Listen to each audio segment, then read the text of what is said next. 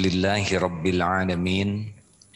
Alhamdulillahilladzi khalaqal mauta wal hayata liyabluwakum ayyukum ahsanu amala wa huwal azizul ghafur. Allahumma salli wa sallim wa barik ala sayyidina wa maulana Muhammad wa ala alihi wa ashabihi ajma'in. Segala puji bagi Allah Subhanahu wa Ta'ala yang Maha menatap, Maha mendengar, Maha menyaksikan, Maha tahu apapun yang terlintas dalam pikiran, Maha tahu apa yang tersirat di lubuk hati terdalam. Tidak ada rahasia bagi Allah. Dialah Allah Subhanahu wa Ta'ala yang menciptakan kita seluruhnya, yang memiliki segala yang ada di jagat semesta ini. Dialah Allah yang Maha Agung, yang mengurus semua yang Dia ciptakan setiap saat. Tidak ada sekejap pun lepas dari kekuasaannya, lepas dari pengetahuannya, lepas dari pengurusannya. Dan dialah Allah yang Maha dekat, yang mengatur pertemuan ini terjadi.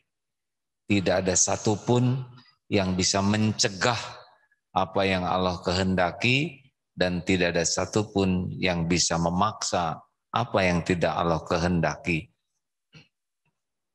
Sahabatku sekalian, semoga Allah yang menakdirkan pertemuan ini terjadi selain izinnya, namun juga ridhonya, karena tidak ada lagi yang kita cari dalam hidup ini selain Allah, Tuhan semesta alam, Subhanahu wa Ta'ala ridho kepada kita semua. Tidak bisa ditandingkan dengan cita-cita apapun bagi yang merindukan keridhaan Allah yang Maha baik, Maha menatap. Semoga Allah melindungi pertemuan ini dari niat yang salah, dari ilmu yang salah, dari amal yang salah, dan semoga Allah menuntun kita semua memiliki niat yang lurus, ilmu yang manfaat, dan amal yang diterima. Amin ya rabbal alamin. Hadirin sekalian, hari ini spesial sekali. Biasanya kajian kita ini di Istiqlal, namun episodenya berbeda, dan semuanya ini pasti baik. Ya, tidak ada satupun perbuatan Allah yang buruk. Apalagi bagi yang beriman senantiasa membawa banyak kebaikan. Dan hari ini undangan spesial kita, guru kita Buya Yahya, dan lihat beliau sudah hadir bersama kita. Assalamualaikum warahmatullahi wabarakatuh. Buya, bisa menyimak? Alhamdulillah.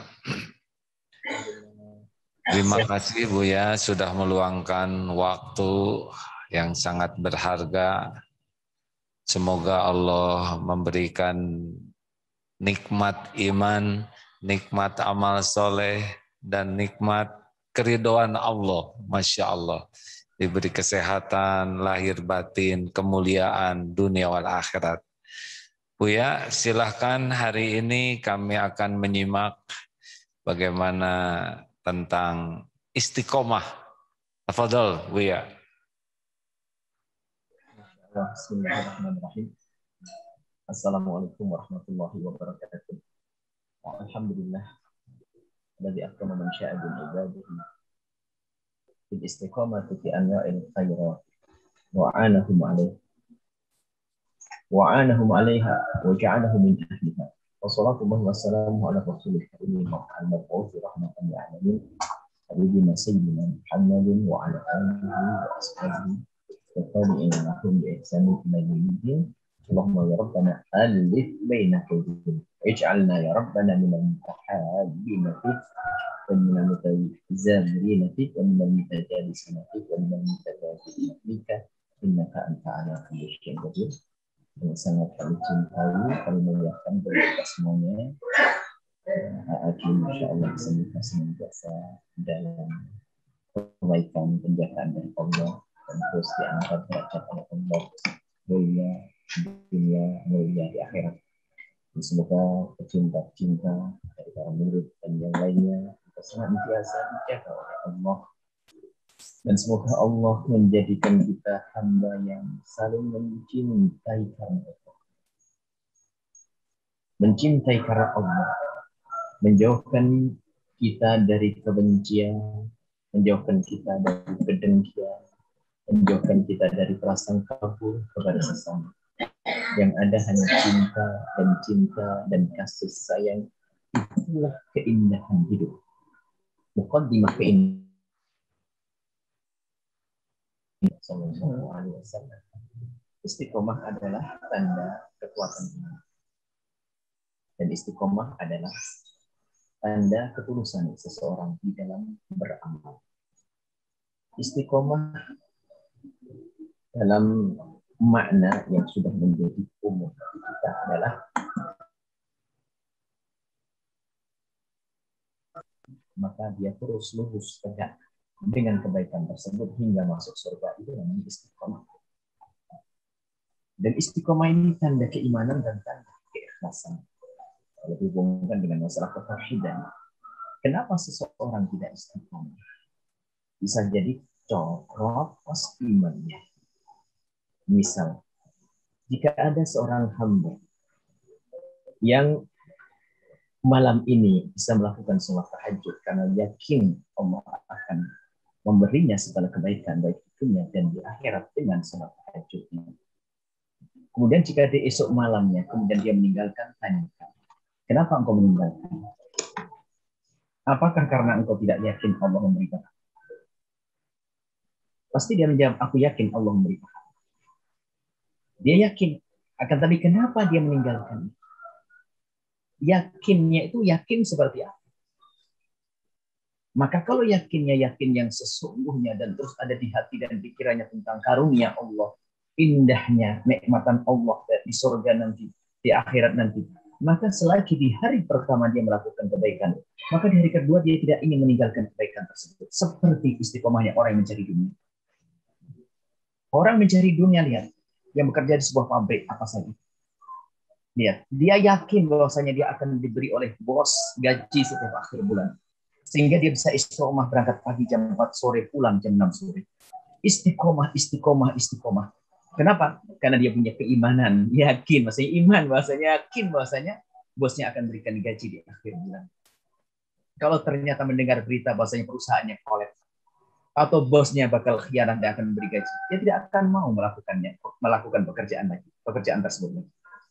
Jadi di saat dia beristiqomah karena ada hubungannya dengan keyakinan bahwasanya akan diberi gaji. Bos, bagaimana seorang hamba bisa istiqomah bekerja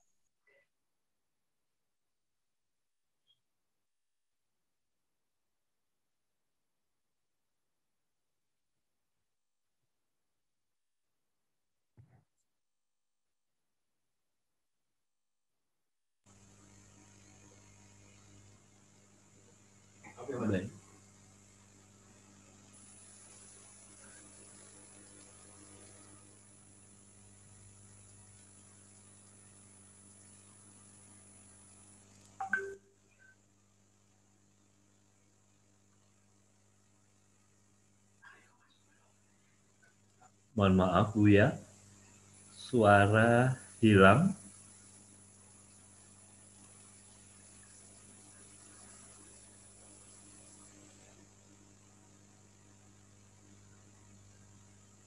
Baik. Yes. Ya. Petugasnya mungkin, ya.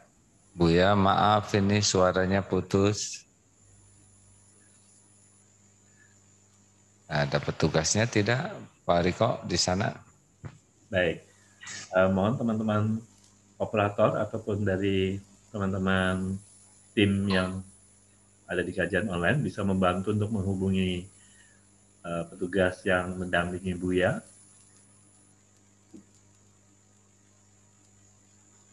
Halo? Ya, baik.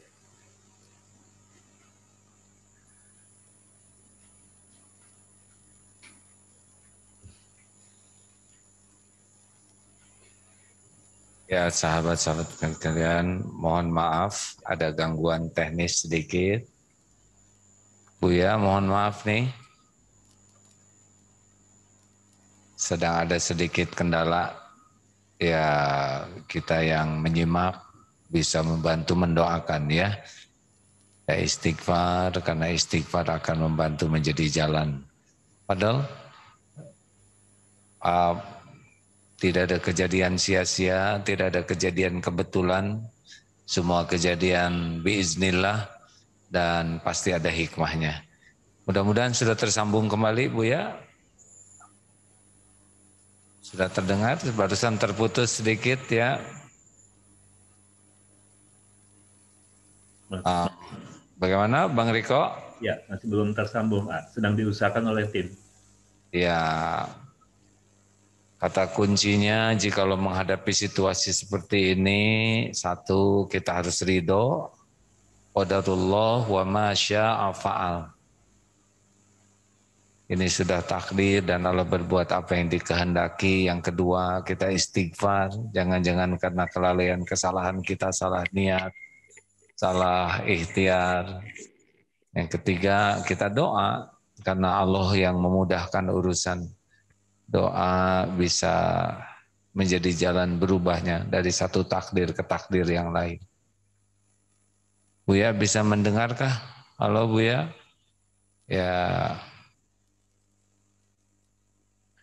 Ya, mudah-mudahan Allah yang menguasai segala-galanya. Innallaha ala kulli syai'in qadir. Allahumma yassir lana umurana wa hasil maqasidana. Rabbana atina min ladunka rahmah wa hayyi' lana min amrina rasyada. Nah, hadirin sekalian, kalau ada kejadian begini kita harus ambil hikmah bahwa memang kita harus sangat siap dengan kejadian yang tidak diduga, kejadian yang tidak disangka. Hidup ini tidak akan selamanya selalu sesuai. Akan ada hal-hal yang tidak diduga, dan dalam hal yang tidak diduga itu pun pasti banyak pelajaran, banyak hikmah sepanjang kita menyikapinya dengan benar. Ya, kita tanya dulu bagaimana Bang Riko? Buya bisa menyimak? Ya. Ya. Halo. Halo Buya. Mendengar suara kami Buya? Ada suara? Bisa diberi tanda kalau Buya menyimak? Oh, ya. Terus ya. Ya, tampaknya masih terputus, Ya, rekan-rekan sekalian, seperti dalam ilmu 5 qiyat, satu, kita harus sangat siap dengan yang cocok dan yang tidak cocok dengan keinginan. Kita tugasnya meluruskan niat, menyempurnakan ikhtiar, dan memohon kepada Allah dengan tawakal. Ya. Yang kedua, kalau sudah terjadi, kita harus ridho, terima episode ini sambil ikhtiar ke takdir lain.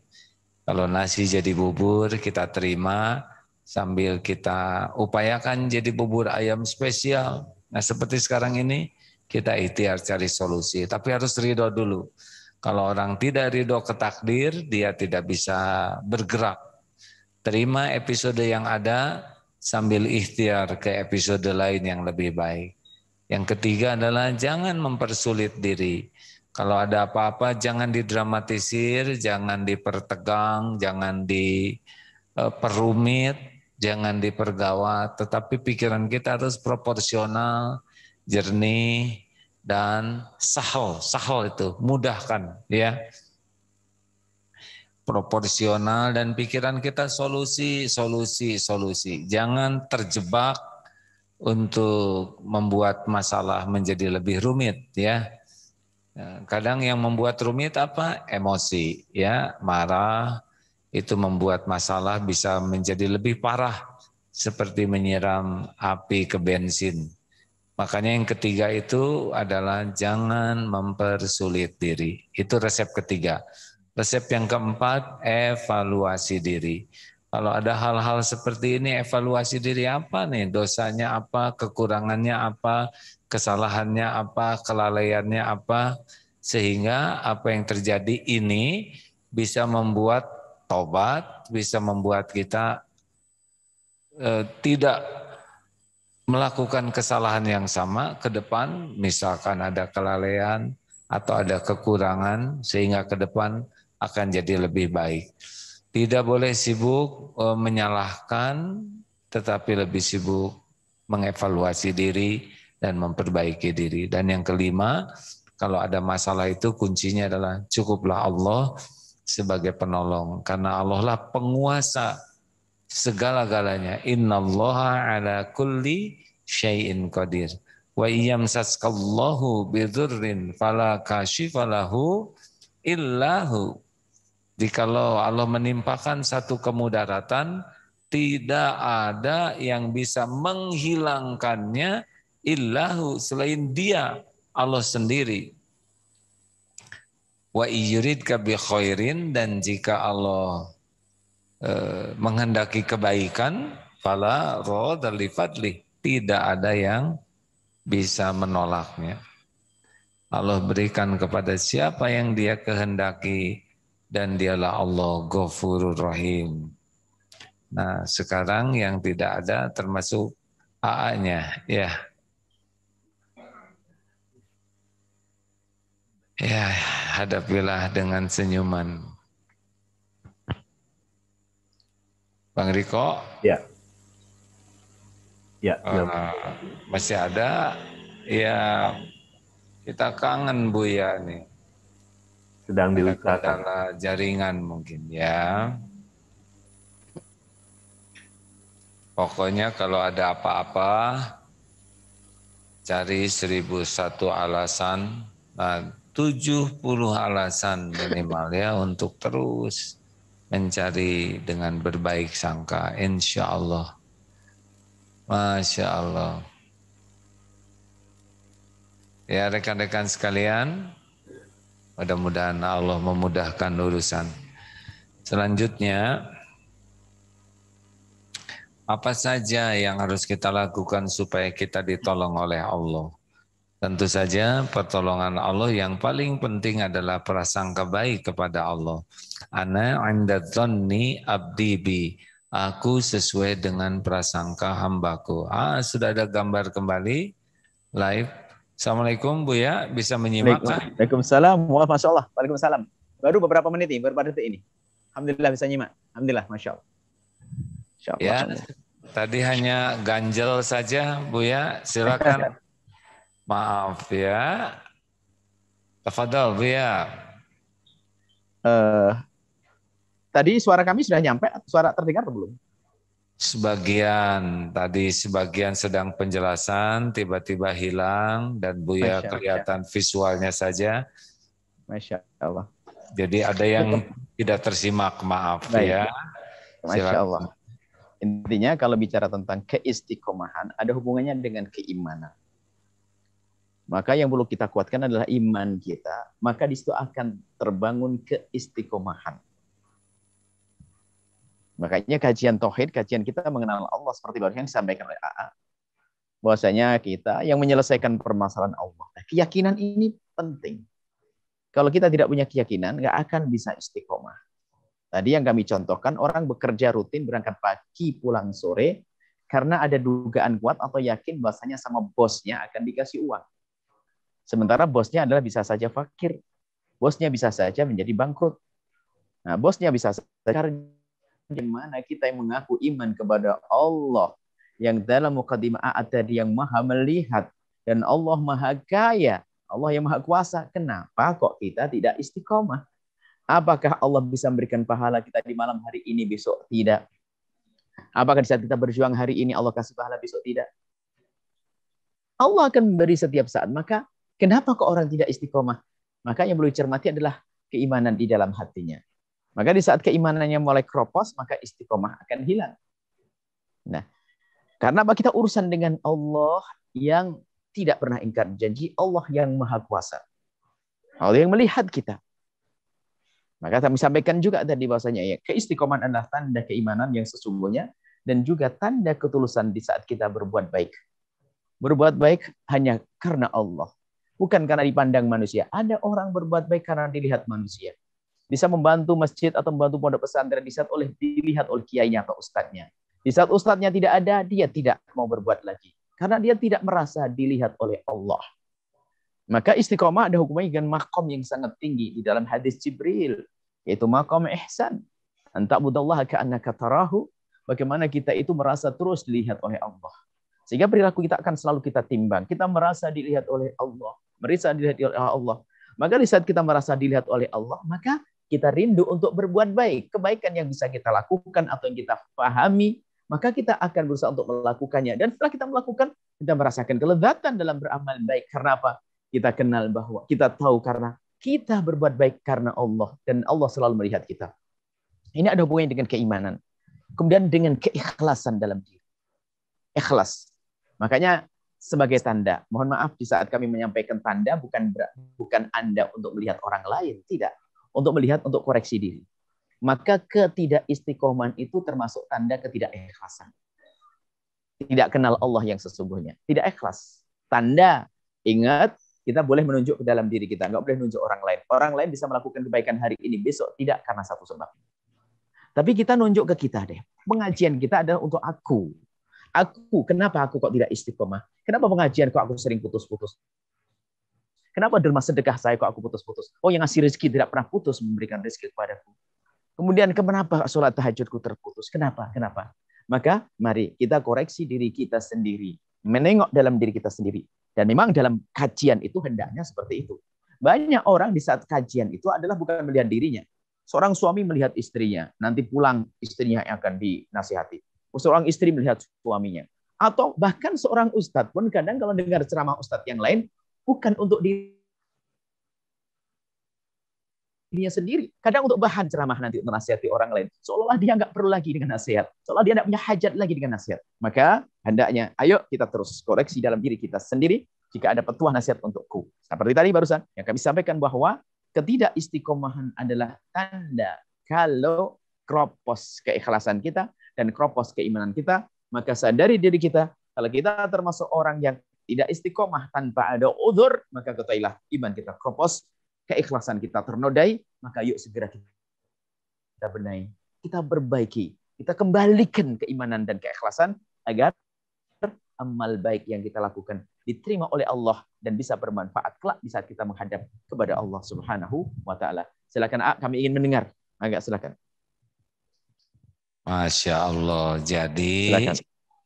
Istiqomah itu buah dari keimanan dan istiqomah itu memang salah satu tanda-tanda orang yang beramalnya ikhlas. Kurang lebih itu ya yang simak barusan. Nah, pertanyaan selanjutnya bagaimana supaya iman kita itu meningkat dan bisa ikhlas dalam beramal? Silakan. Ya. Masya Allah, subhanallah. Baik, untuk menjaga keimanan dan keikhlasan, pertama adalah tentu dengan ilmu. Tentu dengan ilmu. Seperti kajian semacam ini. Tanpa kita sadari sebetulnya kajian ini adalah menguatkan iman. Dan kita semua menyadari kok. Kalau sudah jarang ngaji pun sudah banyak maksiat yang dilakukan. Begitu. Jarang ketemu guru tuh sudah mulai miring-miring kita. Sudah mulai melenceng gitu. Makanya perkumpulan semacam ini. Mengikat hati kita dengan guru. Terus husnudzon kepada guru, dekat kepada guru. Ini penting sekali agar kita ini terus tambah ilmu. Maka dengan tambahnya ilmu tadi akan terbangun keimanan. Kemudian yang kedua, ini paling tidak untuk menambah, untuk menguatkan keimanan, yang ada agar istiqomah menguatkan keimanan, maka kita harus punya perkumpulan yang baik. Kawan yang baik. Karena kawan yang baik itu akan selalu mengingatkan kita kepada kebaikan. Dan itu menguatkan iman. Coba kalau kita kawannya tidak baik. Kita mau tidak mau akan diseret. Mau yang semula sholat jamaah dibilang nanti aja deh. Gampang. mau sedekah, entar aja. Kan kita mau ini bisa buat bisnis nih. Mau berbuat baik kan? Mau bangun masjid. Saya sudah niat mau membangun masjid 1 miliar. Apa kata temannya tuh? Enggak, kita investasikan dulu saja. Hasilnya saja bangun masjid. Sudah begitu enggak jadi. Karena kawannya kawan yang salah. Akan tapi kalau kawannya benar, lihat, akan selalu membangun keimanan dalam diri kita dan membangun keikhlasan. Ya, karena apa? Selalu mengajak kenal Allah Subhanahu wa taala. Paling tidak 2 dulu itu. Jadi belajar jangan putus sampai kapanpun. Kemudian setelah itu adalah kawan yang baik. Ada sebenarnya melebihi daripada itu semuanya. Tentunya memohon kepada Allah dengan banyak membaca Al-Quran, berzikir kepada Allah. Itu menjadikan hati tentram dan akan bertambah iman. Nah, membaca Al-Quran, baca zikir. Paling tidak 3 itu kalau kita amalkan nanti akan semakin kuat iman kita, semakin kuat keikhlasan kita. Sehingga di dalam beramal baik kita merasa lezat. Dan dengan kelezatan itulah maka kita bisa istiqomah. Seperti itu, kurang lebihnya.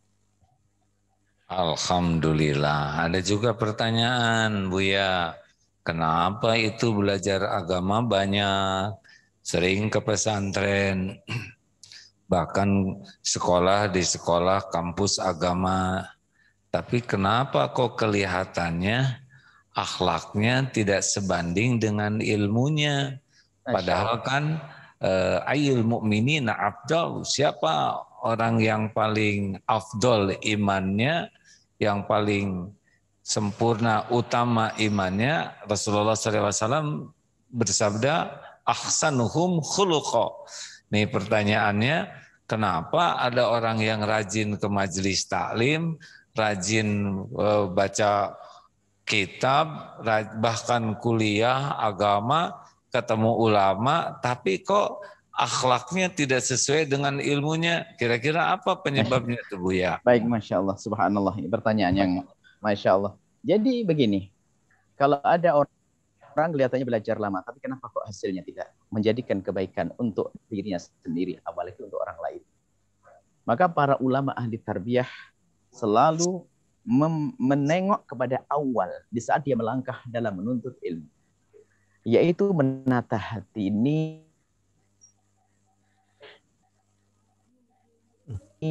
niatmu tuh karena apa di saat menuntut. Ada seorang menghadiri pengajian hanya cari kawan bisnis karena pengajian orang kelas menengah ke atas misalnya, elit. Nanti saya di sana punya kawan berbisnis. Bukan karena Allah. Bahkan mungkin ada seorang anaknya kiai menuntut ilmu mondok. Bukan karena ingin dekat kepada Allah. Hanya karena apa? Pesan ayahnya yang salah. Nak, kamu harus alim kayak abah. Karena kamu nanti yang akan mengurusi mimbar abah. Loh, tujuannya hanya mimbar abah. Bukan Allah. Maka kalau orang belajarnya bukan karena Allah, niatnya itu adalah tidak benar, maka dia tidak akan membuahkan hasil. Biarpun dia alim mungkin akan, tapi tidak akan merubah dirinya karena niatnya adalah bukan karena Allah Subhanahu wa taala.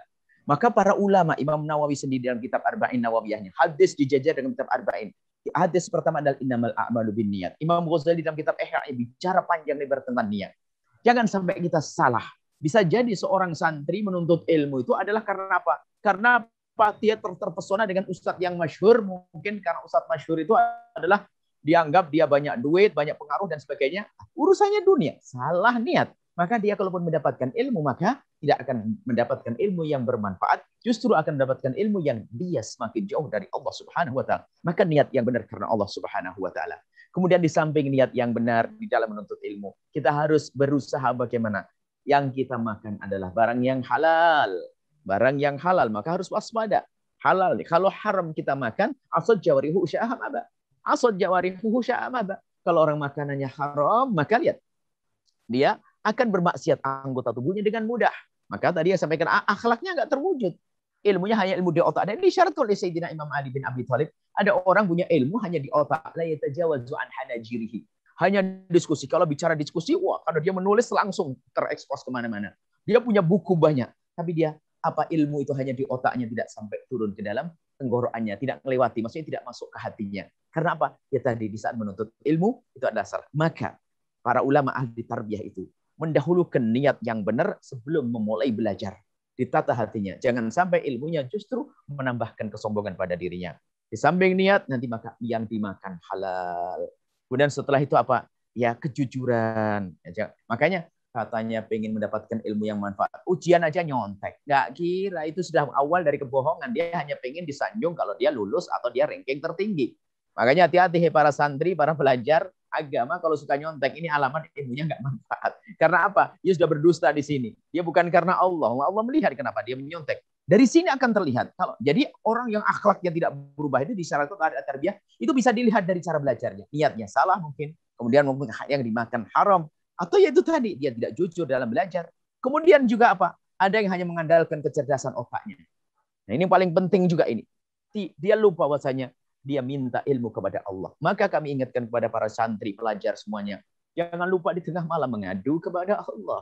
Ada saat dia minta kepada Allah. Jangan hanya mengandalkan kecerdasan, membaca zikir setelah sholat, sholat yang khusyuk.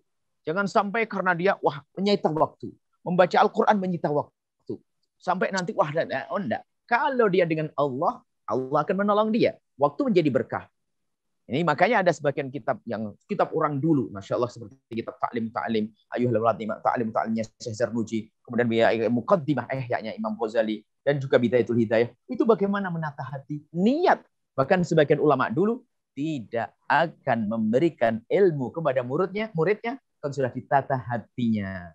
Niatnya dibenarkan, ini saja, masya Allah. Semoga kita semua diberi oleh Allah niat yang benar dalam menuntut ilmu, sehingga ilmu kita juga ilmu yang bermanfaat. Wallahu a'lam. Alhamdulillah. Jadi niat itu alamat, salah niat, salah alamat. Dan Allah tidak bisa dibohongi dengan tulisan di status, tidak bisa dibohongi dengan pengumuman apapun. Karena Allah Maha tahu nih, belajar agama niatnya untuk cari apa. Dan sebetulnya yang paling mudah dalam hidup ini ingin dekat dengan Allah. Kenapa mudah? Karena baru terlintas di hati saja Allah sudah tahu kita ingin dekat dengan Dia. Dan Allah senang sekali. Dan Allah lah yang kuasa meraih seseorang dekat dengannya. Tapi masalah terbesarnya tidak semua orang dengan ilmu agama ingin dekat dengan Allah, dan tidak semua orang yang beribadah juga ingin dekat dengan Allah. Itu dia, Buya, ada pertanyaan, kenapa itu rajin ke masjid, ngaji, tahajud, saum, tapi kok akhlaknya juga tidak sama dengan semestinya? Kan seharusnya kalau orang ibadahnya bagus, inna sholata tanha 'anil fahsya'i wal munkar. Nah, ini mungkin ada pertanyaan satu lagi. Jadi gimana nih? Jangan-jangan dalam mencari ilmunya selain niat yang kurang juga adab yang kurang. Bagaimana nih, adab dulu, ilmu dulu nih Buya? Silakan. Maaf ya. Bahkan kalau bicara tentang adab, justru adab itu adalah syarat untuk menuntut ilmu itu adab dulu. Jadi syarat menuntut ilmu itu adab dulu. Kalau seseorang itu berangkat menuntut ilmu dengan kesombongan, tidak punya adab, tidak bisa menuntut ilmu. Dengan kesombongan, biarpun belajarnya dengan baginda Nabi Muhammad SAW, akan jadi Abu Jahal. Makanya ada, kalau kita bicara tentang tarbiyah, di saat menuntut ilmu dengan seorang guru, gimana? Di antaranya adalah utamakan adab. Yang kedua ada mahabbah. Cinta kepada guru dan adab. Dua ini harus dipegang. Kalau tidak punya adab, nggak punya mahabbah, biarpun yang ngajar baginda Nabi akan muncul orang hebat, pinter, tapi namanya Abu Jahal. Abu Jahal belajar dengan Nabi, maksudnya mendengar Nabi, hadis Nabi. Dia ayat suci Al-Quran turun pada baginda Nabi. Dengar Abu Jahal dan menghafal. Bahkan cerdas sekali dia. Cuman karena dia tidak ada mahabbah dengan baginda Nabi, dan tidak punya adab, tidak ada hormat kepada guru, maka hasilnya apa? Dia menjadi musuh. Sama kalau kita belajar dengan seseorang, kadang-kadang kita dikuasai kesombongan di saat kita merasa lebih pandai. Mungkin karena, mohon maaf, bisa mungkin gara-gara gurunya orang lokal, dia pergi ke luar negeri, itu sudah mulai merendahkan. Atau gurunya tidak hafal Quran, saya hafal Al-Quran. Mulai, sudah merasa lebih. Nah ini alamat ilmunya akan ilmu yang merusak dirinya. Karena yang dibesarkan hanya kesombongannya. Jadi adab ini adalah syarat yang paling utama di dalam menuntut ilmu. Sebelum menuntut ilmu, hendaknya dikasih adab. Makanya para ulama, sebelum memberi ilmu itu dibenahi dulu masalah niat, sekaligus juga adabnya tadi. Jangan-jangan dia salah niat. Bahkan bisa jadi seseorang diruntuhkan kesombongannya untuk jadi pemungut sampah. Beberapa hari, beberapa minggu, beberapa bulan, baru dia belajar. Kenapa? Ilmu itu adalah mewah. Ilmu itu istimewa. Nah, lihat. Kalau ilmu itu luar biasa. Khususnya ilmu agama. Mohon maaf, lihat. Semoga yang kenal kita, semoga pejabat yang soleh dan sebagainya. Ada pejabat yang tidak soleh, biarpun tidak soleh, lihat. Di dalam acara tertentu dia akan dekat ustaz. Karena dia punya ilmu. Ilmu itu mahal, mau dijual sama dia. Ilmu itu istimewa. Makanya karena ilmu istimewa, sehingga seorang guru kadang tidak memberikan ilmu kecuali sudah benar-benar wadahnya dibenahi, hatinya dibenahi, akhlak dan hati yang benar tadi. Seperti itu kurang lebihnya. Masya Allah. Alhamdulillah kita bisa simak bersama ya. Jadi jangan tergesa-gesa ingin anak cepat hafal Quran, jangan tergesa-gesa ingin anak menguasai berbagai ilmu, tapi harus disiapkan fondasinya dulu, yaitu mengenal Allah supaya niatnya lurus, supaya alamatnya sampai. Yang kedua, adab ini ternyata ya, karena nambah ilmu, kalau tidak paham ilmu adab, dia nambah ujub, merasa diri lebih, nambah takabur, merendahkan orang lain, nambah ria, senang memamerkan ilmunya demi dikagumi.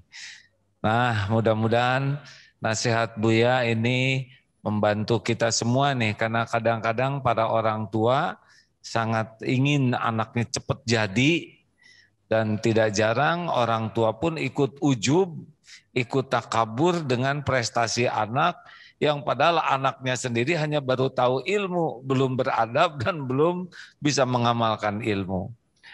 Baik Buya, terima kasih ini. Jadi adab itu sesudah niat adalah adab ya. Kalau tidak maka ilmu bisa jadi petaka, mungkin jadi seperti keledai membawa buku, walaupun bukunya banyak, tapi keledai tidak mendapat manfaat.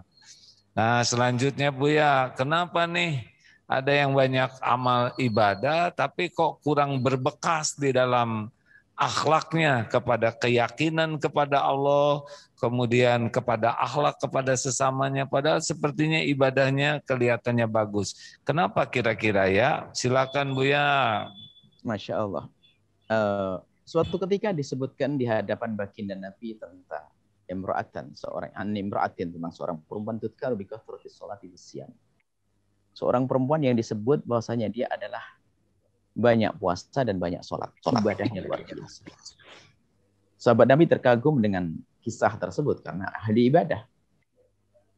Cuman di ujungnya itu ada cerita khairu annala syai'an tu'dibi jirona. Cuman dia punya kebiasaan suka nyakiti tetangganya. Fi riwayat, dalam riwayat bilisani dengan lisannya. Dengar berita begitu, apa sabda baginda Nabi? La khaira fiha, enggak ada baiknya perempuan tersebut. Innaha min ahlin nari, maka dia termasuk golongan ahli neraka. Nah, artinya apa? Ini pendidikan, pertanyaan Masya Allah. Pendidikan bahasanya kita jangan merasa gampang bangga dengan amal baik. Justru kita harus segera koreksi diri. Kalau aku tadi malam sudah bisa bertahajud karena aku mendapatkan pahala dari Allah, kenapa aku tidak bisa berlemah lembut dengan ibundaku? Tidak bisa berlemah lembut dengan suamiku? Tidak bisa berlemah lembut dengan istriku? Tidak bisa berlemah lembut dengan anakku dan saudaraku? Kenapa? Bukankah ini sama-sama pahala? Jangan-jangan sholat kita ini adalah hanya sekedar untuk mencatat cerita bahwasanya apa? Alhamdulillah saya adalah orang yang selama 40 tahun, 40 tahun tidak pernah putus tahajud, atau ingin pamer bahwasanya alhamdulillah saya 20 tahun tidak pernah putus puasa Senin Kamis. Nah, jadi hubungannya di situ. Jadi siapapun, maka kami balik bukan tip, tapi balik koreksi. Siapapun yang sudah diberi kemudahan oleh Allah untuk beramal baik, seharusnya atau hendaknya segera ngoreksi urusannya dengan sesama manusia. Kalau ternyata urusan kita dengan sesama manusia, lagi-lagi kita termasuk orang yang kenal Allah Subhanahu wa taala. Sebab apa? Urusan dengan ibunda dan ayahanda berbakti. Bahkan martabatnya adalah mendekati ibadah kepada Allah langsung. Wa qad rabbuka la ta'budu illa iyyahu wa bil walidaini ihsana. Termasuk dengan tetangga, baik-baik dengan tetangga. Jangan dianggap sepele, itu dihubungkan dengan keimanan. Man kana yu'minu billahi wal yawmil akhir falyukrim jarah. Beriman kepada Allah dan hari akhir, dan dia bisa memuliakan tetangganya. Nah, maka bagi siapapun yang dimudahkan Allah untuk melakukan ibadah, hendaknya segera koreksi diri. Buat baik dengan sesama. Kalau tidak, propos. Sehingga Imam Ghazali juga dalam satu buku yang kami sangat senang membacanya, karena itu adalah dalam bahasa kami buku tempeleng, buku pukulan buat kita semuanya. tertipunya ahli ibadah itu ada mana al-kashfu wa tabyin al-kashfu al-kashfu kitab kashfu itu mengungkap orang-orang yang tertipu. Jadi ada dari ulama yang tertipu, dari ahli ibadah yang tertipu, dari tujar yang tertipu, itu Masya Allah. Baca kitab itu langsung lihat saja, saya sebagai apa sih? Kalau sebagai ustadz baca Imam Ghazali, langsung kita dicubiti terus untuk sadar. Yang ahli ibadah makanya. Bahkan ranking tertinggi yang tertipu adalah ulama dan ahli ibadah. Bukan tujar. Ulama ahli ibadah adalah ranking tertinggi, sering tertipu dengan ibadahnya. Baik, maka kalau tadi bertanya kenapa, maka kami sampaikan adalah jangan kenapa. Ibadah sudah baik. Bukan kenapa. Ibadah sudah baik. Teruskan ibadah, tinggal koreksi diri. Sebab nanti kalau pakai kenapa? Ya karena mungkin belum tulus. Kalau belum tulus nanti maka menjadi tidak ikhlas. Kalau tidak terima. Kalau gitu mending saya tidak usah sholat. Oh tidak. Tidak. Tetap lanjutkan sholat, lanjutkan puasa, lanjutkan kebaikan. Tinggal koreksi. Ayo tingkatkan urusan dengan sesama manusia. Allah a'lam bishawab. Alhamdulillah. Jadi dengar ini Buya, ungkapan dari Buya Hamka ketika ada yang bertanya, itu tetangga saya itu rajin sholat, tapi pemarah sekali. Nah yang satu itu nggak pernah sholat, tapi baik sama tetangga. Gimana? Oh alhamdulillah itu yang pemarah tuh sholat. Coba kalau dia tidak sholat bisa dimakan tetangganya. Tinggal saja dibantu supaya lebih bisa menahan marah. Nah ini yang jarang sholat tapi akhlaknya baik ke sesama. Alhamdulillah dia sudah baik. Tinggal dibantu supaya dia bisa menyempurnakan ibadahnya. Itu jawaban dari Buya Hamka.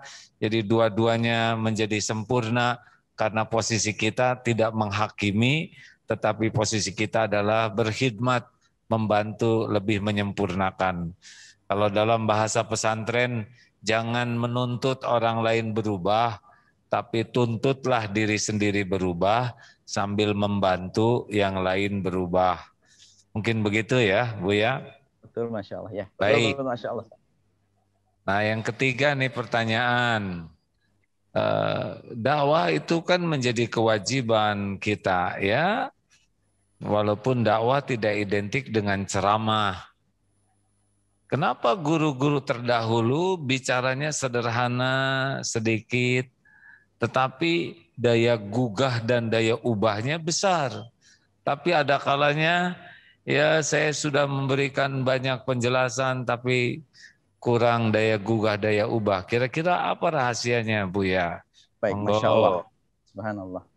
Disinggung tentang dakwah, betul yang disampaikan AA, bahwasanya dakwah itu tidak hanya di mimbar. Dan dakwah itu tugas semuanya. Bukan tugasnya ulama saja. Sebab disebutkan dalam Al-Quran, kuntum khaira ummatin ukhrijat linnas, kuntum kalian semuanya.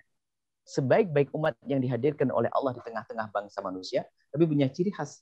Memerintahkan kebaikan dan menghentikan kemungkaran. Itu anak dakwah. Jadi dakwah di sini untuk semuanya. Semuanya dengan apa? Ya dengan apapun yang Allah berikan kepada kita. Kalau Allah berikan kepada kita ilmu, kita dakwah, menyampaikan ilmu. Kalau diberi oleh Allah kekayaan, kita dengan kekayaan kita. Diberi Allah tenaga dengan tenaga kita. Diberi Allah kecerdasan pikiran dengan ide-ide cemerlang. Kalau tidak punya itu semuanya dengan panjatan doa. Maksudnya apa? Dalam dakwah itu kita semuanya sama-sama punya tugas dakwah. Maka sangat salah jika ada seorang ustadz meminta bantuan. Maksudnya begini, kamu orang kaya bantu saya. Oh enggak, itu kalimat yang kurang tepat. Hei orang kaya, berdakwahlah engkau dengan hartamu. Ayo. Nanti yang kaya membangunkan pondok, yang ustadz mengurusinya, yang lain begitu menjadi sebuah kesatuannya. Jadi sama-sama nanti ini satu tim kebersamaan. Si kaya dengan hartanya, si alim dengan ilmunya, kemudian si fakir dengan tenaganya, dan seterusnya dengan panjatan doa. Nah ini. Kemudian bagaimana tadi dakwah sebentar tadi gimana sebentar tadi lupa, penting sekali pertanyaan luar biasa ini mukadimahnya saya lupa nih halo apa tadi dakwah kok tidak berubah baik, kenapa kok tidak berubah betul nah ini Imam An-Nawawi betul ya betul kita sudah berdakwah mengajak. Nah di dalam bahas dalam berdakwah kita hendaknya selalu koreksi diri. Saya membuat contoh indah dari baginda Nabi Shallallahu Alaihi Wasallam. Suatu ketika di medan laga, di medan peperangan, Nabi biasa memilah mayatnya orang kafir sana, buang. Mayatnya orang Muslim yang beriman dikumpulkan, lalu dikubur. Kemudian Nabi terhenti pada satu mayat, satu jenazah. Lalu Nabi membolak-balik, Nabi tidak ingat namanya. Lalu Nabi bertanya kepada sahabat yang lainnya, wahai sahabat-sahabatku, aku lupa, ini sahabatku yang namanya siapa? Ini siapa? Meninggal dunia. Mau dibawa. Lalu para sahabat Nabi membalik wajahnya mayat tersebut, lalu berkata, ya Rasulullah, ini bukan musuhmu. Ini bukan sahabatmu, bukan sahabatmu. Akan tapi ini adalah musuhmu, orang yang paling jahat, melukai, menyakitimu, melemparimu dengan batu, dan seterusnya, dan seterusnya. Nabi baru ingat, subhanallah, lalu Nabi menitikkan air mata. Hebatnya Nabi dalam dakwah ini. Disakiti sama orang, ingat orangnya, tapi tidak ingat kejahatannya. Itu ciri ahli dakwah yang sesungguhnya harus itu dulu akhlaknya. Disakiti sama orang, ingat orangnya, tidak ingat kejahatannya. Kemudian setelah itu Nabi menitikkan air mata. Nah ini poinnya, ini adalah titik terpenting. Setelah itu Nabi menitikkan air mata. Ya Rasulullah, bukankah ini musuhmu yang jahat kepadamu sudah meninggal dunia, kenapa engkau menitikkan air mata? Nabi menjawab, aku menangis bukan urusan dia, aku menangisi diriku sendiri. Aku sadar betul dia sering melihatku dan sering bertemu denganku. Tapi kenapa kok dia tidak beriman dan dia ikut aku? Apakah ada yang kurang dariku? Apakah tutur kataku ada yang kasar? Apakah aku punya perilaku yang menyakiti dia? Sampai dia tidak bisa tobat, sampai tidak bisa mengikutiku. Inilah ini yang harus dipegangi semua ustadz. Kalau ada jamaah tidak ikut, jangan salahkan dia. Koreksi diri kita. Mungkin kita belum beri contoh akhlak yang baik. Atau kita belum melakukan seperti yang disampaikan Imam Nawawi. Kalau engkau mengajar, sudahkah kau hadirkan orang yang akan kau ajari di tengah malam saat engkau sujud dalam tahajudmu? Apakah kau sudah memohon kepada Allah? Nah ini, jangan sampai kita hanya memberikan kepada kita pamer ilmu. Kita perlu sebelum menghadiri majelis, Imam Nawawi dalam kitab Tibyan fi Adabi Hamalatul Quran, sebelum menghadiri majelis ilmu, hendaknya kita berdoa. Kalau perlu malam kita akan pergi pengajian di mana? Malam melakukan sholat, kemudian memohon, ya Allah, esok pagi aku akan pergi ke sana.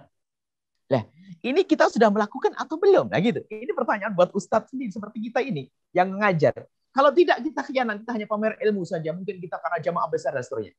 Jadi paling tepat adalah jika ada kekurangan, ke orang tidak sadar-sadar, langsung kembali kepada kita agar kita buat inovasi dalam berdakwah. Apakah kita merubah perilaku kita, akhlak kita, dan seterusnya. Maka inilah kunci kesuksesan dakwahnya baginda Nabi dan penerus-penerusnya. Bukan seperti mungkin kalau kita dasar-dasarnya orang lagi.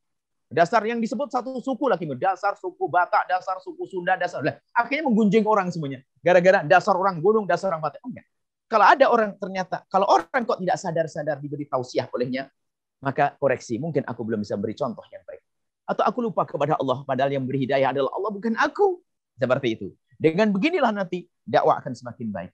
Ada inovasi dakwah dari Ustadz, dan setelah itu tugas kita sebagai tugas juru dakwah adalah menyampaikan. Yang memberikan hidayah adalah Allah. Biarpun mereka tidak tobat, asalkan kita tulus, kita sudah mendapatkan pahala. Ini yang paling penting supaya kita istiqomah. Jangan gara-gara jamaah yang nggak datang lalu bubar. Wah, jamaah nggak datang berhentilah. Oh enggak. Kita karena Allah. Yang datang 2 dapat pahala, yang datang 1000 dapat pahala. Bahkan semakin banyak yang datang, bisa saja rusak iman kita menjadi seorang yang ujub seperti yang katakan tadi. Ujub dan sombong. Wallahu a'lam bishawab. Masya Allah. Alhamdulillah. Nah, dakwah di medsos ini ada yang niat berdakwah, tetapi keinginan memperbanyak subscriber, follower, apalagi mendapat uang dari iklan. Gimana ini bisa merusak istiqomahnya keikhlasan? Bagaimana menurut Buya tuh?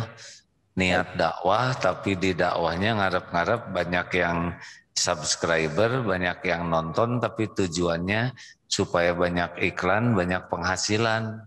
Gimana tuh Buya? Baik. Masya Allah, hamba Allah ada beberapa martabat. Kalau kita melihat kebanyakan orang, selagi yang diangkat adalah konten yang baik, isinya dakwah, maka kita doakan. Semoga mendapatkan pahala. Terlepas dari niat di dalam dirinya. Nah, setelah dalam niat dalam dirinya. Sebab apa? Biarpun niatnya jelek, selagi yang diangkat baik, bermanfaat untuk umat yang lainnya. Semoga dengan banyaknya orang yang mendengar ceramah di YouTube orang tersebut, maka dia sendiri juga mendapatkan hidayah dari Allah. Biarkan selagi konten-konten baik kita doakan mereka. Memang mereka adalah mencari, hubungi ustaz-ustaz terkenal supaya ini untuk bisa diambil videonya sedikit lalu dinaikkan. Untuk urusan tadi bagaimana untuk mendapatkan keuntungan, urusan biarkan, tapi yang jelas ada manfaatnya. Sehingga kita dikatakan tidak boleh kita berprasangka buruk kepada apapun atau siapapun yang melakukan kebaikan. Terserah. Mungkin dia bisa jadi dia adalah ikhlas karena uangnya adalah mungkin untuk anak yatim di belakangnya atau kita tidak tahu itu. Dan memang dia ngejar subscribers. Dia ngejar betul, cari. Kenapa? Dia ingin dapat duit banyak untuk bantu yang lain. Bisa jadi begitu. Nah, ini adalah dalam menilai orang lain. Adapun untuk diri kita misalnya, bagaimana hendaknya kita menghadapi hawa nafsu kita ini. Rindu untuk terkenal, menikmati ketenaran, atau rindu untuk mendapatkan uang. Semuanya. Ya ini adalah dunia, kita di dunia toh. Tidak perlulah kita berkata saya tidak suka dunia dan dunia. Kemudian mobilnya hilang juga bingung dia. Kita wajar manusia. Bahkan harta pun oleh Allah diperintahkan untuk menjaga. Kita harta bahkan man mata duna malih mata syahidan. Barang siapa dirampok hartanya lalu dia lawan mati syahid karena menjaga harta yang halal. Cuman sekarang yang perlu ditata adalah khususan dari kalangan yang misalnya ya yang memang dari gelar yang diambil sebagai juru dakwah. Di sini hendaknya sebisa mungkin menghindari untuk mencari banyak-banyaknya orang yang mengikutinya atau yang menontonnya. Dia menyerahkan kepada Allah. Dan ini perlu. Sehingga jangan sampai nanti ya itu hanya pengen cari sensasi dan sebagainya. Itu tidak akan berlaku bagi kita. Kalau orang awam membuat sensasi, memang orang awam. Biarkan saja. Asalkan tidak mengadu domba dan menfitnah. Tapi sebagai seorang ustadz, kalau membuat konten video, hendaknya juga judulnya yang normal, nggak usah macam-macam. Yang menjadikan terkenal adalah Allah, menjadikan sampai pesan itu adalah Allah Subhanahu Wa Taala. Jadi intinya bahwasanya di saat kita mandang orang lain, yuk kita khusnudon. Tapi sekarang lagi-lagi kita koreksi diri kita. Bagaimana? Sekarang kita ngejar, betul, ngejar. Setelah ada permasalahan kita harus segera punya komentar. Jangan telat. Kalau komentar telat saja nanti ketinggalan. Betul kan? Coba telat sedikit. Kita nggak bisa jadi trending, sebagainya. Wah macam-macam. Nah, ini berarti sudah ternodai niat kita. Bukan karena Allah SWT. Subhanallah. Terima kasih. Ini pertanyaannya adalah sebetulnya ada hantaman semuanya untuk khususnya kami yang berbicara nilainya harus segera berbenah terus. Ya. Jangan sampai ngejar follower atau subscriber dan yang lainnya. Akan tapi yuk kita terus tata hati kita. Kita tata hati kita agar betul-betul tulus karena Allah Subhanahu wa taala. Wallahu a'lam bishawab. Alhamdulillah. Allah Subhanahu wa taala yang menggerakkan yang mau jadi subscriber atau tidak, dan mau 10, mau 1.000.000, mau 10 juta, sebetulnya yang bernilai ya cuma satu saja, Allah ridho atau tidak ya. Tidak ada apa-apanya, bahkan makin banyak subscriber, follower, kalau tidak hati-hati itu jadi ujub, menjadi bangga ya, dan sering memamerkan kepada yang lain seakan-akan kita spesial, kemudian dengki dengan yang lebih banyak, lalu meremehkan ke ustadz lain yang subscribernya sedikit, maka Tuhannya bukan Allah lagi, nanti Tuhannya subscriber. Itu rugi ya. Karena sebetulnya ceramah di depan seorang, ceramah di depan 1.000 orang, ceramah di depan 1.000.000 orang ya sama saja, yang menilaikan Allah ya. Ceramah di Istiqlal, ceramah di musola kecil ya sama, itu yang menilainya juga Allah. Ceramah di depan presiden, para menteri, para jenderal, ceramah di depan ya saudara-saudara kita yang serba terbatas, ya sama, yang menilainya Allah. Kalau sudah sibuk merasa spesial karena diundang ke istana, kemudian merasa rendah atau kurang dihormati karena diundang oleh musola yang belum jadi, maka mungkin Tuhannya adalah penilaian makhluk ya. Bagi yang sibuk dengan penilaian Allah yang maha dekat, ya lempeng-lempeng saja. Mau di depan siapapun, karena sama yang memiliki hak menilai dan membalas itu adalah Allah Subhanahu wa taala. Begitu bukan ya, Buya ya? Ya Allah, subhanallah. Betul, harus begitu. Semoga kita tergolong orang yang seperti itu. Amin, Masya Allah. Amin, Masya Allah, Alhamdulillah. Kadang-kadang dalam dakwah juga kita ingin kelihatan pintar dengan hafalan, kita ingin juga kelihatan mengagumkan dengan jawaban-jawaban. Tapi Allah tahu kadang-kadang kita tuh merasa senang dengan kekaguman orang. Itu pun bisa jadi masalah karena Allah tidak bisa dibohongi ya. Memang harus lebih hati-hati bagi yang diuji dengan casing popularitas. Kurang lebih begitulah katanya ya, Buya ya. Insya Allah. Baik. Sekarang pertanyaan enak bagi anaknya. Duh, tapi udah, oh Buya jam 2 ada tugas yang lain ini. Tapi senang kita rindu dengan AA dan rindu dengan pecinta-pecinta AA, Masya Allah. Senang sekali, Masya Allah. Senang, akramakumullah. Kami senang. Nikmat hari raya hari ini. Masya Allah, yang paling beruntung nih dapat banyak ilmu. Buya, 2 dengar Buya ada kewajiban yang lain kah? Kewajiban hanya, Masya Allah tidak bisa. Sampai kami juga ingin mendengar dari A. Silakan, dilanjut boleh. Kami ingin mendengar dari A. Kami ingin mendengar juga. Boleh, lanjut. Senang sekali. Ya, saya bagian bertanya, Buya. Bukan jelaskan. Saya banyak ingin dapat ilmu. Nah, selanjutnya ini Buya. Ini umat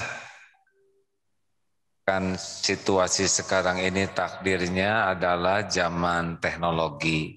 Ini sudah bagian dari ketentuan Allah yang tidak bisa tidak menjadi bagian dari kehidupan kita. Teknologi ini kalau dilakukan dengan bijaksana, lebih mudah untuk mengenal Allah, lebih mudah untuk bisa belajar, lebih mudah untuk bisa dakwah, lebih mudah juga untuk menggalang banyak kebaikan. Tapi saat yang sama juga dengan teknologi ini, maksiat juga sekejap ini bisa didapatkan dan hati bisa rusak dan juga kezaliman bisa masif ini. Apa pendapat dan saran Buya ini tentang menyikapi teknologi ini, terutama bagi adik-adik kita nih, anak-anak kita yang sekarang mereka betul-betul tidak bisa lepas dari gadgetnya ini, ya. Bagaimana Buya? Baik, yang pertama adalah tentang Hakim bertanya. AA bertanya, kami teringat dalam hadis Jibril. Tidak semua yang bertanya itu ternyata orang yang tidak tahu. Hadis Jibril itu, malaikat Jibril datang kepada baginda Nabi lalu bertanya, mal Islam, mal iman, mal ihsan. Itu bukan karena Jibril tidak tahu. Akan tapi Jibril ingin mengajari jamaah para sahabat Nabi dengan cara yang beda. Nah ini. Sebetulnya sudah tahu. Ini hanya kita tahu caranya beliau saja untuk menyampaikan dengan model baru lah. Insya Allah. Bukan berarti tanya beneran. Jangan sampai para jamaah nanti menduga mau tanya beneran. Oh tidak. Ini hanya bertanya, tapi sebenarnya ingin memberitahu sebetulnya. Baik, ini yang pertama. Yang kedua adalah ya, asli pertanyaan. Nah, Masya Allah. Jadi yang kedua adalah masalah, kami teringat masalah media ini adalah teringat kisah kakek kita Nabi Adam alaihissalam. Media informasi itu penting sekali. Kita kalah, tapi kita tidak boleh terus menyerah. Kita harus berjuang. Bagaimana sudah dikasih tahu bahwasanya wala taqrabu hadhihi syajarah, informasi. Jangan kau dekati pohon ini. Tapi media iblis membisikkan, ini adalah buah pohon keabadian. Ini adalah pohon keabadian. Rupanya dengan informasi. Kenapa? Husnudzonnya Adam waktu berada di dalam surga. Karena di dalam surga tidak mungkin ada orang bohong, tidak mungkin ada orang menjerumuskan. Ini informasi dari iblis yang dengki kepada Adam, yang disuruh sujud nggak mau itu, lalu iblis terkutuk. Ini menjerumuskan Adam dengan informasi. Maka dunia iblis ini menang di dalam media, dalam dunia informasi. Maka kalau begitu kita jangan menyerah. Sudah mbah kita kalah dengan dunia iblis, maka jangan sampai kita digiles sama media-media iblis. Akhirnya para ulama diadu domba, para ulama direndahkan agar umat jauh kepada ulama dan seterusnya banyak. Ini urusan media. Baik ini dari sisi ini. Sisi masalah tarbiyah kepada anak-anak kita, anak pendidikan buat anak-anak kita. Sekarang anak kita sudah hampir semua mungkin zaman ini hampir susah atau tidak hampir mustahil lah kalau ada anak yang bebas di luar kecuali di pondok pesantren deh. bebas di luar, tidak megang HP dan sebagainya, handphone tidak, adalah sangat jarang. Maka yang perlu kami sampaikan adalah ibaratnya zaman ini adalah sudah zaman banjir bandang. Bukan waktunya kita membuat bendungan. Bukan waktunya kita mengatakan jangan dan jangan. Akan tapi waktunya kita membuat aliran-aliran air bagaimana agar banjir itu berkurang. Maka tugas para ustadz untuk juga masuk dalam dunia media ini untuk mewarnai agar aliran airnya itu menjadi ada. Jadi anak-anak masih ada pilihan seandainya mereka dikit-dikit adalah ulama, ustadz ini dan sebagainya. Mungkin ini yang perlu kami sampaikan. Kalau dilarang, seandainya kita bisa buat bendungan masih bisa, kita buat bendungan. Tapi susah, akan tapi maka kami himbau, Masya Allah, dengan MQ TV-nya, Masya Allah, semuanya ini adalah termasuk upaya bagaimana membuat aliran-aliran agar rumah-rumah itu yang selama ini mungkin dengan televisi-televisi yang naudzubillah merusak, tapi bagaimana dengan televisi ini akan terbangun akhlaknya. Ini adalah kita tidak boleh kalah dengan media-media ini. Kita berusaha semampu kita. Adapun nanti hasilnya nanti di hadapan Allah. Niat kita tuh harus menjadi punya media terbaik, ibaratnya begitu. Kalau belum mendapatkan hari ini, di akhirat sudah mendapatkan pahala. Yang menjadi masalah kita tidak pernah punya niat. Kita hanya mungkin ibadah. Makanya kalau tadi bicara tentang inovasi dalam dakwah, itu maknanya kita paham bagaimana cara dan kebutuhan umat. Seandainya zaman sudah begini ini, kita hanya mengajar di lingkungan musola saja dengan santri duduk begini, kita tidak tahu ada umat yang rusak di sana. Maka kami ajak para ustadz-ustadz, para ini kalau bisa buat media, stasiun radio, televisi dan sebagainya, harus kita warnai. Sebab dunia syaitan, dunia iblis dengan informasi yang Masya Allah. Hari ini betul-betul kita kalah, lihat. Kalau sudah informasi tentang seorang ustadz, informasi negatif yang dia sebarkan, wah masalah dengan tambahannya. Informasinya adalah mungkin hanya 10 kata-kata, tapi menjadi 1000 patah kata. Kenapa? Memang begitulah. Kenapa? Medianya media syaitan, media iblis. Maka dari itu, yuk kita, para ustadz, para pejuang, atau yang punya media-media mendengar suara ini, ayo bergabung dengan ustadz, agar media Anda masuk Islam, agar media Anda tobat, agar media Anda. Maka disinilah fungsi. Nah, jadi bahasa kami sederhana, di zaman seperti ini, maka bukan waktunya membuat bendungan, tapi sudah kita waktunya membuat aliran-aliran air, mewarnai seperti itu. Wallahu a'lam bishawab. Masya Allah, Alhamdulillah. Ini kata-kata yang bijak dan penting, bahwa dalam banjir informasi seperti ini, kemungkinan membendungi informasi sulit, maka kita buat saluran-saluran ya, sehingga bisa airnya tersalurkan dengan baik. Ayo rekan-rekan sekalian, jangan alergi kepada teknologi. Dan juga jangan tinggal diam, karena ya orang-orang yang tidak menyukai Islam menggunakan media ini sedemikian rupa untuk membuat orang salah persepsi tentang Islam, berburuk sangka kepada para ulama ya. Kalau kita tinggal diam, maka berarti kita ya bisa membiarkan kezaliman. Maka berbuatlah, tentu saja dengan cara yang tepat ya, dan dengan keilmuan. Jangan sampai hanya mengandalkan emosi yang nanti jadi ditangkap lagi jadi masalah baru. Nah, ada satu lagi nih, Buya, ini kalau saya nanya betulan, Buya, jangan dianggap seperti sudah tahu ya. Ini kalau belum tahu, saya belum tahu dan ingin tahu jawabannya ya. Tentang ini berkahnya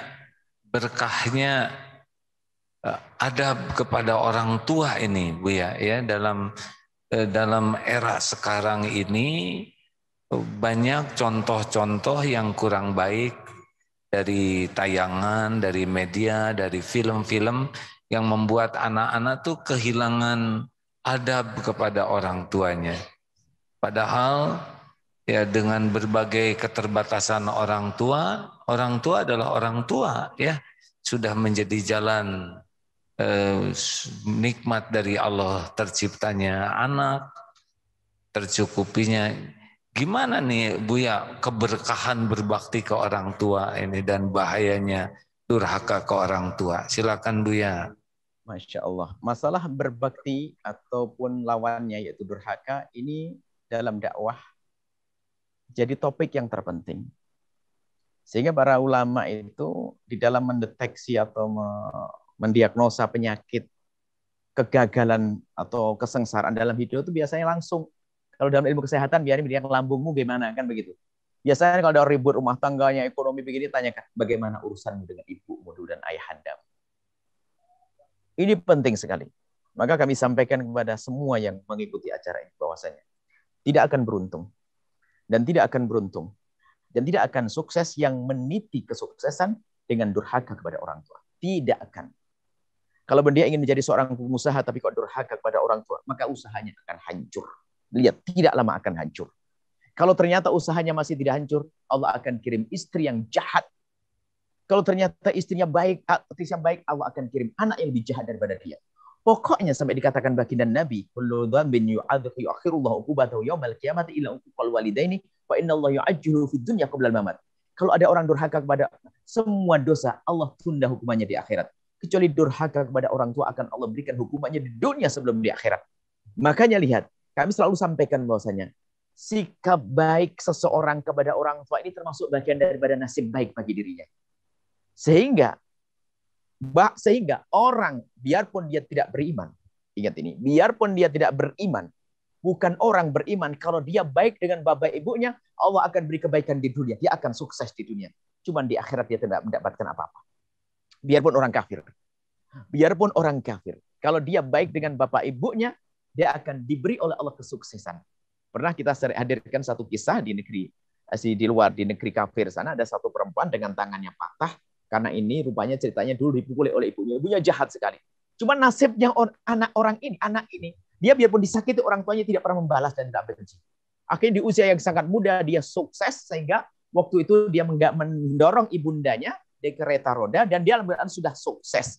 Dan kunci kesuksesannya kalau kembali ke belakang. Karena apa? Dia tidak pernah membantah orang tuanya, tidak pernah menyakiti orang tuanya, biarpun orang tuanya jahat. Maka dari itu, siapapun dari kita, jangan sampai kita berani dengan orang tua, menyakiti orang tua, baik dengan lisan kita atau perilaku kita. Kita hadirkan banyak dalam kajian kami tentang berbakti pada orang tua, biasanya panjang lebar. Kita akan hadirkan sebab-sebab orang durhaka kepada orang tua. Di antaranya karena pernikahan. Ini bisa menjadi sebab durhaka kepada orang tua. Di antaranya karena pembagian waris, sering durhaka kepada orang tua. Masya Allah banyak. Jadi ini luar biasa. Hati-hati, jangan sampai ada di antara kita ngomong kasar dengan orang tua. Bahkan kita tidak peduli kepada orang tua itu, Allah tahu akan mengurangi keberkahan hidup kita. Nggak laku, berbakti nggak laku basa-basi. Harus dengan tulus dari hati. Ada basa-basi berbakti ini, ada satu orang ya di rumah sakit, semua satu keluarga di rumah sakit. Padahal anak ini paling mengabdi, satu anak perempuan yang paling mengabdi kepada ibundanya, masya Allah. Tiba-tiba pas di hari terakhir ibunya mau pulang itu dia tidak ada, dia pergi. Padahal dia sangat berbakti terlihat orang luar biasa. Cuman dia pergi itu kenapa? Dia tuh pergi hanya ingin menghindar dari dimintai sumbangan untuk mengeluarkan ibundanya dari rumah sakit. Dia tidak mau hitung-hitungan. Ada halus, durhaka itu halus. Maka kami sampaikan kepada semuanya, gapailah keberhasilan, kesuksesanmu adalah dengan orang tuamu. Baik-baiklah kepada orang tua. Biarpun orang tuanya mohon maaf, orang tuanya jelek, jahat dan sebagainya, ketahuilah tetap orang tua. Apalagi orang tuanya baik, kalau kita jahat, na'udzubillah, kita daftar sengsara. Maka dari itu semua koreksi diri. Kadang ada nasib buruk bagi seseorang. Lihat, orang tuanya sudah baik. Dia masih kasar dengan orang tua. Dia jahat sama orang tuanya. Ketahuilah, jangan ambil menantu orang itu. Jangan nikah dengan orang itu. Jangan dekat dengan orang itu. Sebagian sahabat Nabi sangat takut dekat dengan orang yang durhaka pada orang tuanya. Kenapa? Hidupnya tidak berkah. Kalau Anda punya istri yang durhaka pada orang tua, maka istri Anda tidak berkah. Kalau Anda punya suami yang durhaka pada orang tua, suami Anda suami bawa sengsara. Jangan urusan dengan mereka. Ini saja mungkin panjang lebar cerita ini. Insya Allah bisa dilihat di YouTube kami tentang berbakti pada orang tua. Biasanya panjang lebar ceritanya, sebabnya kami hadirkan semuanya insya Allah. Masya Allah, alhamdulillah, Buya, masya Allah, jazakallah khair. Ilmunya sangat banyak yang bisa diambil hikmah. Sahabat-sahabatku sekalian, bisa melihat banyak tayangan Buya ini di Al-Bahjah TV ya. AA juga sering belajar, mohon dihalalkan Buya. Saya sering belajar dari tayangan-tayangan Buya. Semoga manfaatnya mengalir terus pahalanya.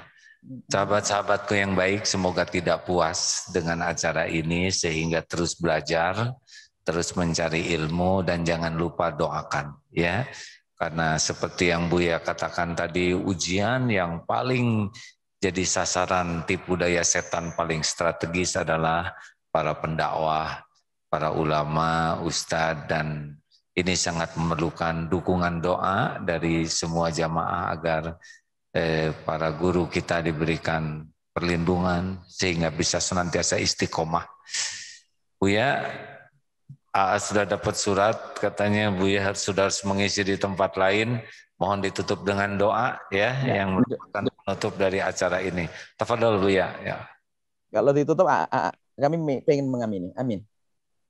Allahumma salli wa sallim wa barik ala sayyidina wa maulana Muhammadin wa ala alihi wa ashabihi ajma'in. Alhamdulillahi rabbil alamin.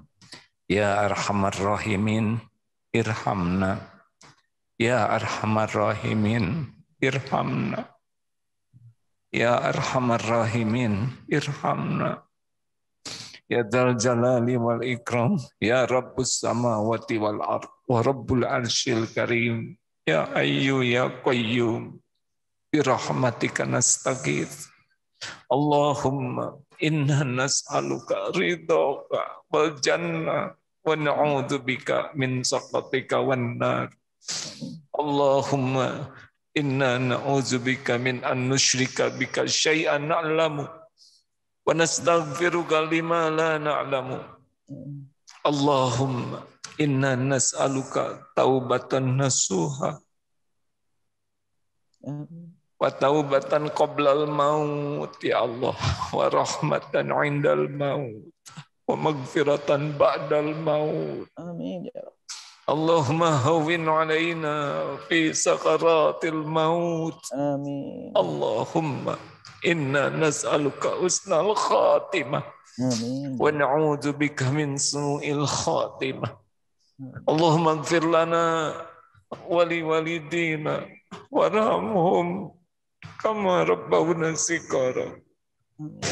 Allahumma ighfir lil mu'minina wal mu'minat wal muslimina wal muslimat al ahya'i minhum wal amwat. Rabbana hab lana min azwajina wa dhurriyyatina qurrata a'yun waj'alna lil muttaqina imama. Rabbana atina min ladunka rahmah wa hayyi' lana min amrina rasyada. Ya muqallibal qulub, tsabbit qulubana ala dinik. Allahumma arzuqna al-istiqamah ya arhamar rahimin. Rabbana la tuzigh qulubana ba'da idh hadaitana wa hab lana min ladunka rahmah innaka antal wahhab. Allahumma a'izal Islam wal muslimin. Allahumma ansur mujahidin fi kulli makan fi kulli zaman. Amin. Tuhan yang Maha Menatap, berkahi majelis ini, muliakan guru-guru kami ya Allah. Ya Allah, bimbing para ulama, lindungi, persatukan ya Allah, dan jaga ya Karim. Hasbunallah wa ni'mal wakil, ni'mal maula wa ni'man nasir. Ya Allah, jadikan sisa umur kami umur yang istiqamah. Karuniakan kepada kami nikmatnya husnul khatimah. Wa na'udzubika min su'il khatimah. Ya Allah, berkahi Buya, ya Allah, keluarganya, keturunannya, pesantrennya ya Allah. Lindungi dari segala bala, fitnah wal musibah. Jua semua yang menyimak ini ya Arhamar Rahimin. Ya Allah, bimbing para pemimpin kami. Tuntun ya Allah agar menjadi hamba-hamba yang takut padamu, yang adil, yang amanah, yang jujur, yang bisa membela kebenaran-Mu ya Allah. Rabbana atina fid dunya hasanah wa fil akhirati hasanah wa qina adzabannar. Subhana rabbika rabbil izzati amma yasifun. Wassalamun alal mursalin walhamdulillahi rabbil alamin. Buya semoga sehat walafiat dan senantiasa istiqomah dalam iman, amal dan dakwah ya. Jazakallah khair Buya. Terima kasih banyak. Terima kasih semuanya. Assalamualaikum. Assalamualaikum warahmatullahi wabarakatuh. Waalaikumsalam warahmatullahi wabarakatuh. Nuhun. Rekan-rekan sekalian, dengan berakhirnya dialog ini, bukan dialog, dengan berakhirnya penyampaian dari Buya, maka berakhir pula pertemuan kita. Kita tutup dengan doa akhir majelis. Subhanakallahumma wa bihamdik asyhadu alla ilaha illa anta astaghfiruka wa atubu ilaik. Assalamualaikum warahmatullahi wabarakatuh. Mohon maaf dan mohon doa ya.